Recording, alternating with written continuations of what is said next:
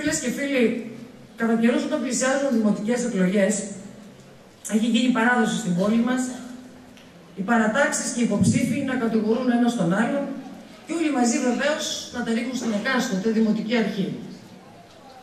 Εγώ, και συγχωρέστε με για το πρώτο πρόσωπο, δεν θα το πράξω. Όποιος σέβεται τον εαυτό του, οφείλει να αναγνωρίζει την προσφορά, κάθε προσφορά των προηγουμένων. Ξεκινώντας από τον ευπατρίδη πολιτικό Μιχαήλ Σάπκα, που έφερε την ίδρυυση και τον ηλεκτροφωτισμό στη Λάρισα, και περνώντας από την μεταπολίτευση και μετά, όπου η Λάρισα μεταμορφώθηκε σε μια μεγαλούπολη, έγιναν πολλά και μεγάλα έργα. Και σε αυτό συνετέλεσαν όλοι. Είχε όραμα ο Αγαμέμνων Γκλάνας, που πρώτος είδε την αδύρυτη ανάγκη της πόλης για ανοιχτούς χώρους και συγκρούστηκε γι' αυτό.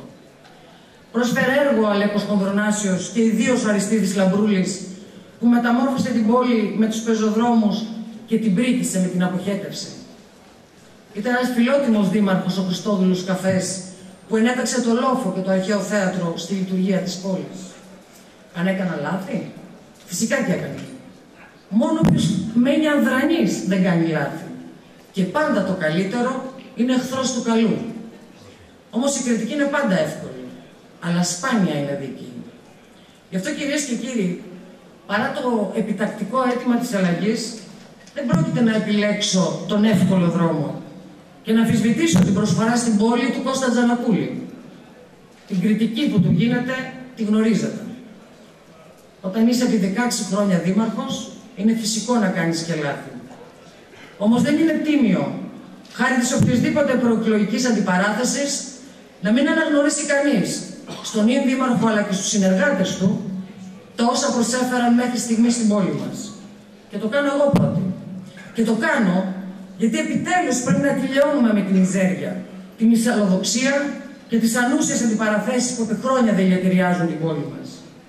Σήμερα η μόνη σοβαρή λύση είναι να συζητήσουμε πολιτισμένα και να αναμετρηθούν οι ιδέες, οι προτάσεις και οι δυνατότητες του καθενός μας και όχι τα προσωπικά ή κομματικά που τυφλώνουν τους ανθρώπους. Γιατί άραγε, λέω, πρέπει να αμφισβητήσει κανείς ότι ο Απόστολος ο Καλογιάννης, ο Γιώργος ο Σούλτης, ο Έκτορος ο Νασιώκας, ο Ντίνος ο Διαμάντος και όποιος άλλος θέλει να διεκδικήσει τη δημαρχία δεν έχουν καλές προθέσεις και κίνητο προσφοράς? Γιατί πρέπει να τσακωνόμαστε μεταξύ μας αντί να συζητάμε?